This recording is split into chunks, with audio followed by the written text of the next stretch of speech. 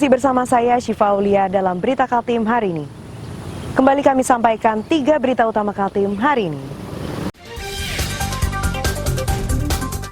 3 pencuri sepeda motor di Samarinda diringkus polisi bersama barang bukti.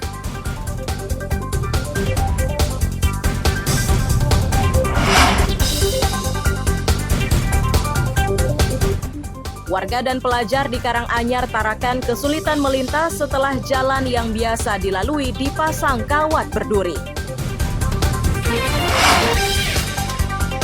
Badan Pengawas Pemilu Balikpapan kini tengah menangani sejumlah perkara Pilkada 2024.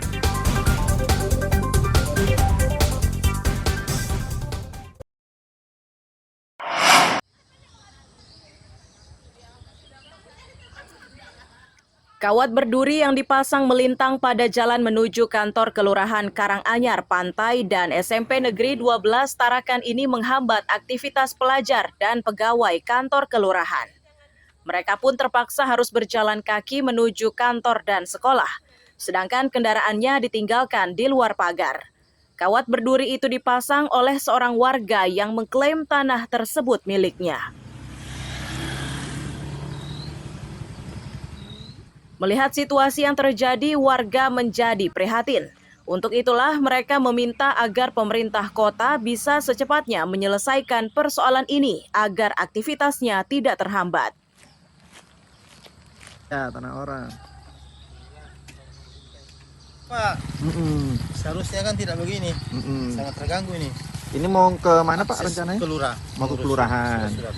Ngurus surat-surat Pak ya. Ya. Parkirnya agak jauh jadinya Ya, nih Pak ya. jadi kita ini tidak bisa parkir. Heeh. Ini parkir ini kan Jalanan Pak ya. jalanan.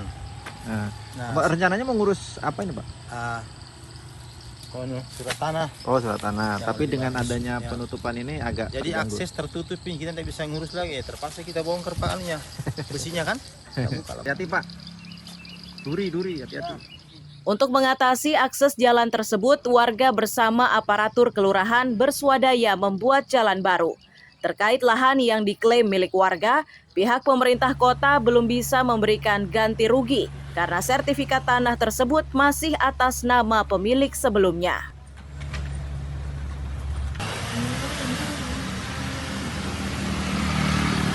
Kita patungan karena kondisi ini sangat mengganggu khususnya anak-anak sekolah, dan ini inisiasi dari orang tua murid karena anak-anak ada yang sudah robek jilbabnya, robek celananya, bajunya kena pagar duri.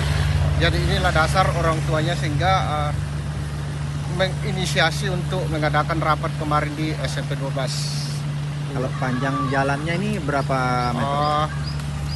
Panjang jalan ini keseluruhan termasuk tanahnya Pak Irfan dan tanah Pemkot di belakang kurang lebih 40 meter. Jadi 6 kali 40 yang akan dibuat akses jalan.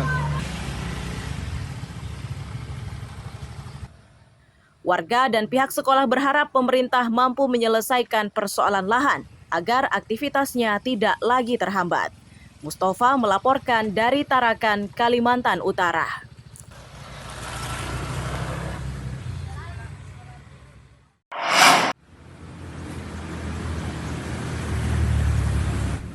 Serikat Pekerja Kahutindo Provinsi Kalimantan Utara menuntut agar upah mereka di tahun 2025 dinaikkan. Tuntutan yang disuarakan jelang pembahasan upah minimum provinsi itu dinilai penting mengingat situasi ekonomi yang dirasakan saat ini. Karena uang menyangkut upah minimum baik di provinsi maupun di. Dalam tuntutannya, pekerja perkayuan dan kehutanan menilai kenaikan upah yang layak sebesar 8 hingga 10%.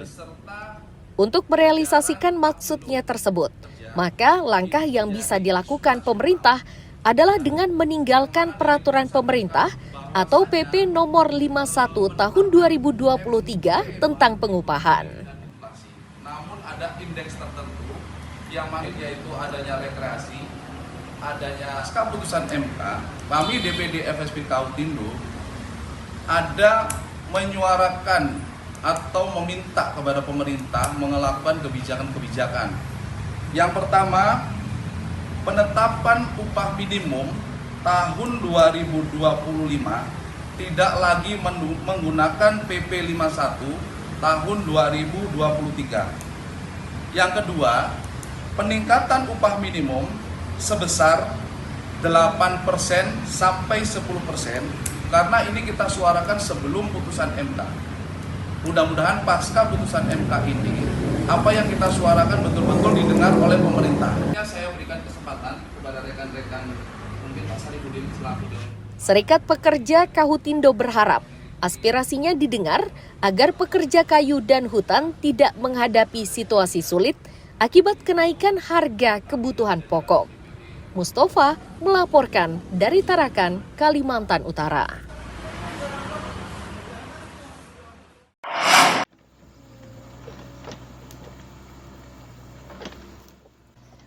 Ekskavator mini inilah yang dimanfaatkan oleh Badan Penanggulangan Bencana Daerah atau BPBD Samarinda untuk mengatasi banjir di kawasan Tanah Merah, Samarinda Utara. Alat ini dimanfaatkan untuk mengeruk aliran air yang panjangnya mencapai 3 km.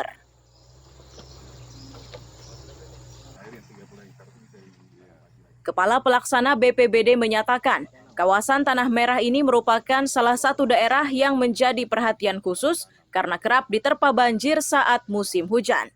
Berdasarkan data lapangan, terdapat 100 rumah warga yang kerap terendam termasuk fasilitas sekolah. Salah satu penyebabnya adalah aliran air yang tidak normal.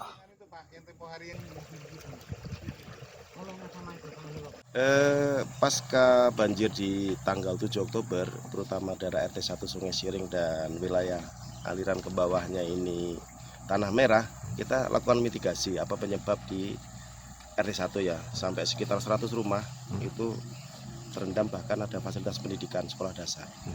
Setelah kita mitigasi, kemudian kita diskusikan dengan pihak kelurahan, kecamatan, dan kelompok tani, ternyata penyebabnya adalah aliran sungai itu tidak kelihatan sama sekali. Gitu. Jadi langsung kita tindak lanjuti dengan teman-teman BPBD setelah informasi dari Pusdalop ya.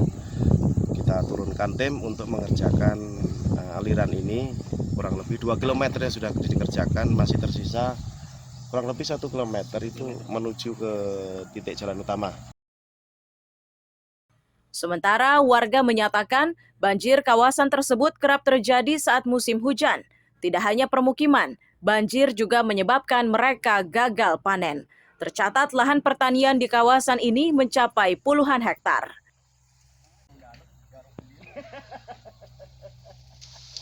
Daerah sini asal hujan agak lebat langsung tergenang air. Tergenang air ya? Air agak lambat turunnya. Itu disebabkan apa Pak? Drainase atau seperti apa di sini sebelumnya? Drainase karena sedimentasi lumpur dan jadi air terhambat sama sampah. Sama sampah ya, jadi naik ke jalan ya? Iya. Nah, selain jalan ada yang terdampak selain itu Pak? Rumah penduduk atau ada lahan pertanian seperti apa di sini? Ya, rumah penduduk dan lahan pertanian juga terimbas. Terimbas ya? Iya. Ada berapa lahan di sini Pak untuk kelompok taninya? Kelompok tani sekitar 35 hektar. 35 hektar. Pasca normalisasi, BPBD mengimbau warga untuk menjaga aliran agar tidak lagi terjadi pendangkalan dan buntu. Warga juga diminta tidak membuang sampah di aliran air agar tidak menimbulkan banjir. Iswanto melaporkan dari Samarinda.